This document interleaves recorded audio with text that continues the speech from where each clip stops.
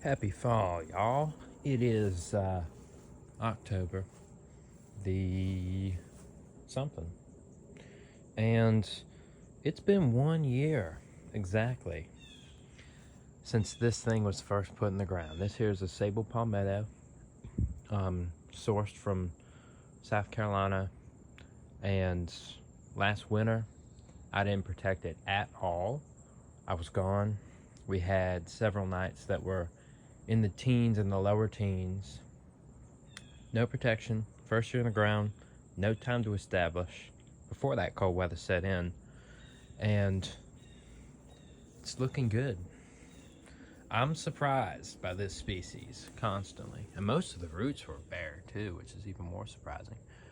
But it had this frond that weathered those storms, and then there was this one, which, kind of greenish. This year it pumped out this one, beautiful looking one, and this one too. This was a spear last winter. It's got another one on the way. So you can find these growing as far north as Virginia Beach, kind of naturally. Well, big established ones at least. And they are native up to North Carolina, somewhere up in there. But they grow well in Virginia Beach. And I wanted to try them out because I know they're incredibly hardy. They take any weather you can really throw at them. And we had like snow up to here, last winter. Well, maybe total, maybe down to there, but unheard of. Hadn't seen something like that in probably better part of 10 years, maybe even 20. So it was a harsh winter, but this thing made it. No protection at all, and it's growing good. So I think one day it was 10 degrees. I looked at the weather and it was 10 degrees. So this thing has seen, the bottom of the 8A growing zone, temperature wise. Heavy winter, wet conditions, all that. But I mean, it's growing and it's looking good. It's got a little bit of a trunk on it even. Check that out. I covered most of it up with mulch yesterday. I mulched this entire bed and some of those others. But I'm impressed with this guy. I'm impressed. Like, people say that they don't grow well in zone 7, but even if you would need to protect them, it would only be for the couple nights that it might get into the single digits in a zone 7 climate. Other than that, they are good and solid down to 10. So I'm really pleased with this species and how well it's done. And I know the weird thing about Sabals, and I was thinking about this earlier this week, is that, there's a guy in Tennessee who's got a few Sabals, like big ones, and that's a zone 7, and they've been growing for, many years. There's even a mature one at that point. Also in North Georgia, there's one in zone 7 I think it's 7B, but I mean, really, if you think about it, not much difference. That's survived, and there's one in Georgia that survived 0 degrees. There's a famous one down there somewhere that did that. So that makes me think that hardiness when it comes to Sabals really might depend on where they come from and what ecotype they are. If I can get this and that one over there to survive and thrive here and one day seed, then I believe this will be a new ecotype if I can propagate those seeds and everything. But I've got 2 of these guys, and the other one's over here. And it's just shocking to me how, this one's going a ton over the summer, really looking good. But it's crazy to me how these things seem to have extremely variable cold tolerance.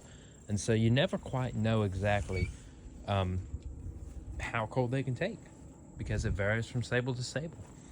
And when they're lowered to the ground, some people say that, like this size, a lot of people say that they're cold hardy to zone 7B.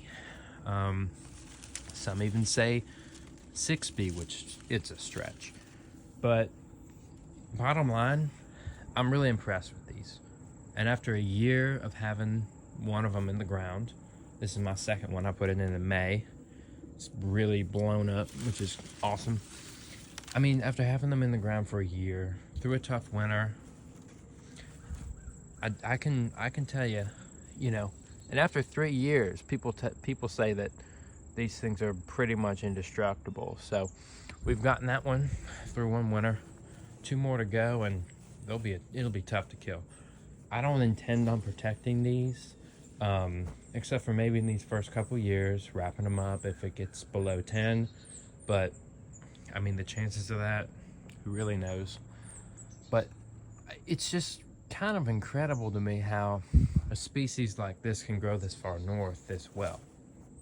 And our climate's obviously, you know, in the summertime, it's like every bit as hot and humid as South Florida or Louisiana.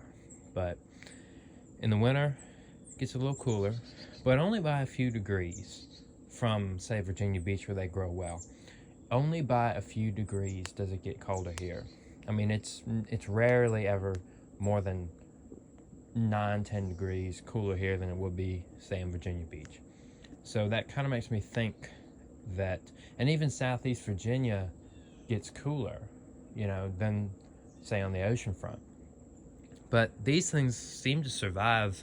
There's even some in, you know, in Richmond, as far up north as there, that seem to do well enough, and, you know, south of Richmond too. I saw a live oak the other day in south of Richmond, a big one. So that gives me hope for my little dude down yonder. But these palms are interesting, and bottom line, cold hardiness when it comes to these doesn't seem to be uniform. Like, say, a Chinese fan palm, they all kind of die out at, you know, in the upper teens, you know, maybe mid-teens. But every plant's different. Every Sabal seems to be a little different when it comes to cold hardiness. So I'm excited to see what this one will do, and, you know, that one as well, obviously, and, you know, what kind of cold they can sustain, and then how big they grow, and, you know, all that. So interesting species to have. Survived the winter, good last winter. Second winter coming up here shortly. In the ground, don't intend on protecting it unless it gets below 10. But in any case, that's my 1 year update for this beautiful Sabal Palmetto here in Central Virginia near Charlottesville. Thank y'all so much for watching. I'll see you in the next one.